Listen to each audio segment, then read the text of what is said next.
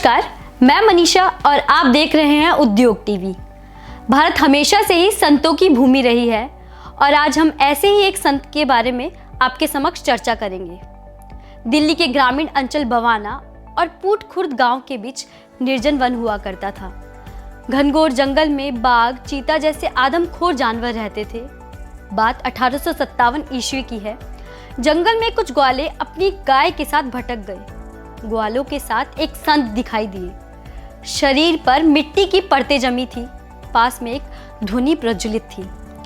इस बात की जानकारी आसपास के गांव में फैल गई। स्त्री, पुरुष, बूढ़े, जवान उसी समय महात्मा के दर्शन के लिए उमड़ पड़े। महात्मा जी अपनी तपस्या में लीन थे। ये संत थे गंगा जी महाराज। लोगों के जयकारे से बाबा जी का ध्यान टूट गया। निर्जन वन में भक्तों को पाकर वे बहुत प्रसन्न हुए। गंगा जी महाराज ने सभी को आशीर्वाद दिया। बाद के दिनों में झुंड के झुंड लोग टोली बनाकर उनके दर्शन को आने लगे। कहा जाता है कि गंगा जी महाराज अंग्रेजों की सेना में उच्च पद पर कार्यरत थे। देश की हालात और लोगों के दुख को देखकर वे बहुत व्यथित थे। इसी कारण उनके मन में वैराग का भाव उत्पन्न हुआ। नौकरी त्याग कर संन्यास धारण कर लिए। सांसारिक मोह को छोड़कर बवाना निर्जन वन में तपस्या करने लगे। गंगा जी महाराज की चर्चा चारों तरफ होने लगी। बाबा जी सत्संग प्रेमी थे। भक्तजन उनके सत्संग से जुड़ने लगे। भक्तजन और संतों के टोली की चर्चा जगह जगह होने लगी। कालांतर में ये टोली गंगा जी महाराज की टोली के नाम से प्रसिद्ध हो गया। आज भी लोग इसे गंगा टोली के नाम से जानते हैं। धीरे धीरे वहां एक कुटिया बन गया। धुनी में अग्निदेव का प्रवेश हो चुका था। आसपास के गांव से धुनी के लिए निरंतर हवन सामग्री आने लगी। आपको ये जानकर आश्चर्य होगा कि सन 1857 से आज तक ये धुनी अखंड रूप से प्रज्वलित है। भक्तों के मदद से एक कुआं का निर्माण भी उसके पास हो गया। बाबा जी की सेवा में एक भक्त नित्य प्रतिदिन आया करता, जिनका नाम था नेकीराम। संत सेवा में उनका खूब मन रमता था। नेकीराम जी की सेवा भक्ति से बाबा जी अति प्रसन्न हुए। बाबा जी ने उन्हें आशीर्वाद दिया। आगे चलकर नेकीराम जी उच्च कोटि के संत हुए। बवाना के पास नाहरी गांव में आज भी उनकी समाधि है। समाधि के साथ उनका भव्य आश्रम भी बना हुआ है। हर साल वहां मेला लगता है। भक्तगण भंडारा प्रसाद ग्रहण करते हैं। एक दिन की बात है, गंगा जी महाराज गांव भ्रमण को निकले। लोगों ने उन्हें गुड़ और रस ग्रहण करने का निवेदन किया। बाबा जी ने कहा कि अगर मुझे रस पिलाना चाहते हो तो मुझे कुंड के पास ले चलो। मुझे कुंड में मुंह लगाकर रस पीना है। सभी उपस्थित जन अचंभित हो गए। लोगों के मन में शंका उत्पन्न हुई कि कुंड में मुंह लगाने से कुंड झूठा हो जाएगा। एक भक्त ने कहा कि संत महात्मा से रस दूषित नहीं हो सकता। उन्होंने कुंड के मालिक को रस के साथ कुंड का मूल्य चुका दिया। उसके बाद बाबा जी से निवेदन किया गया कि जैसे इच्छा हो आप रस पिए। बाबा जी ने उस उबले हुए कुंड में अपनी जीवा डुबो दिया। कुछ समय के बाद उन्होंने अपनी जीवा बाहर निकाला। अब महात्मा जी शांत बैठ चुके थे। भक्तजन अचंभित थे। उनकी जीवा पूर्णतः सही सलामत थी। बाबा जी से जब पूछा गया तो उन्होंने कहा कि उनका मन सांसारिक भोग की ओर आकर्षित हो रहा था, जिसे वे इस क्रिया के जरिए संयमित कर रहे थे। संयम के द्वारा ही मन को नियंत्रित किया जा सकता है। भक्तजन बाबा जी की इस लीला से बहुत आनंदित हुए। बाबा जी के बहुत से दैवीय किस्से आज भी लोक कंठ में बसे हुए हैं। बांकनेर गांव के एक सेठ को बाबा जी के बारे में पता चला। वे बाबा जी के दर्शन के लिए कुटिया पर पहुंचे। शादी के काफी समय बीत जाने के बाद भी उनका कोई संतान नहीं था। इस कारण वे बहुत दुखी थे। आते ही बाबा जी के चरणों में गिर पड़े। बाबा जी से उन्होंने गुहार लगाई।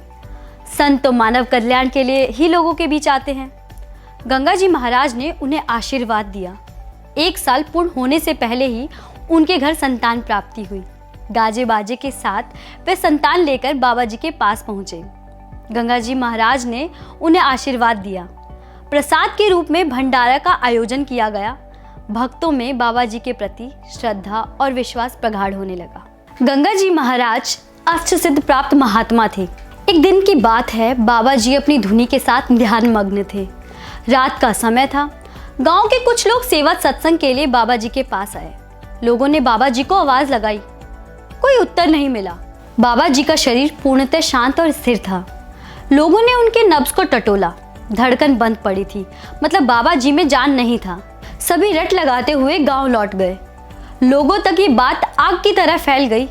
जैसे तैसे लोगों ने रात बिताया। सुबह सवेरे लोगों की भीड़ कुटिया पर जमा हो गई। लोगों ने देखा कि गंगा जी महाराज कुटिया में टहल रहे हैं। बाबा जी से लोगों ने इसका रहस्य जानना चाहा। बाबा ने कहा कि रात के समय लोगों ने मुझे सही निष्प्राण देखा होगा। रात के समय मैं समाधि में लीन था। समाधि साधना का अंतिम पड़ाव होता है। समाधि के समय योगी पुरुष अपना शरीर त्याग कर परमात्मा में लीन हो जाते हैं। ऐसे समय शरीर मृत हो जाता है, इसीलिए आपने हमें मृत समझ लिया। इसमें आपका कोई दोष नहीं है।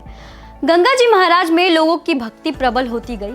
बाबा जी के आदेश से आंवला एकादशी के दिन यहाँ भव्य भंडारा का आयोजन होने लगा। दूर दूर से लोग आने लगे, मेला भरने लगा। ये मेला आज भी आंवला एकादशी को सजता है। जहाँ कभी निर्जन वन होता था, आज भव्य मंदिर है। बवाना एरिया में एशिया का सबसे बड़ा औद्योगिक क्षेत्र बसा है, बवाना इंडस्ट्रियल एरिया। कहा जाता है कि बाबा जी के आशीर्वाद से ही औद्योगिक क्षेत्र को इंडस्ट्री के लिए उपयुक्त जगह माना जाता है। गंगा टोली नाम से प्रसिद्ध इस मंदिर में आज भी लगातार अखंड धुनी प्रज्वलित है। इस मंदिर में सभी देवी देवताओं को स्थापित किया गया है। नवग्रह मंदिर भी इनकी शोभा बढ़ा रही है। मंदिर के प्रांगण में देवी देवताओं की कलाकृति बनी हुई है।